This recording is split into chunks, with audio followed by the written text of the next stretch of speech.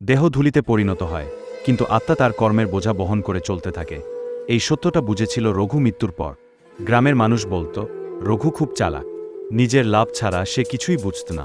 কারো চোখের জল, কারো অভাব, সবই ছিল তার কাছে তুচ্ছ। জমি কেড়ে নেওয়া, মিথ্যা কথা বলা, কারো সর্বনাশ করে এগিয়ে যাওয়া, এসবই ছিল তার প্রতিদিনের সঙ্গী। সময় বদলায়, কিন্তু রঘু বদলায়নি। একদিন হঠাৎ অসুখে পড়ে রঘু মারা গেল। চিতা জ্বলল, শরীর ধোয়া হয়ে আকাশে মিলিয়ে গেল। সবাই ভাবল সব শেষ, কিন্তু শেষ হয়নি কিছুই। রঘু বুঝতে পারল, সে দাঁড়িয়ে আছে এক অচেনা পথে। সামনে নেই কোনো দেহ, নেই কোনো কণ্ঠ, তবু সে সব অনুভব করছে।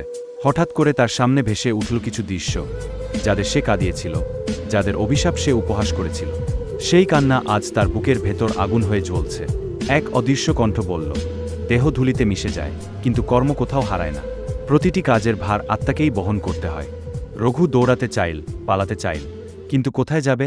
তার প্রতিটি অন্যায় যেন শিকলের মতো আত্মাকে বেঁধে ফেলেছে। সে বুঝল, শাস্তি মানে আগুন বা আঘাত নয়, শাস্তি হলো নিজের কাজের সত্যটা অনুভব করা। অনেক সময় পরে অজানা এক আলো এসে প্রশ্ন করল, ফেরার কোনো পথ নেই? কণ্ঠটি বলল, পথ আছে, কিন্তু অনুশোচনা আর সংশোধন ছাড়া মুক্তি নেই।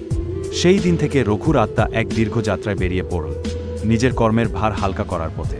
আর পৃথিবীতে থেকে গেল এক নীরব শিক্ষা, দেহ মরে যায়, কিন্তু কর্মের হিসাব কখনো মরে না।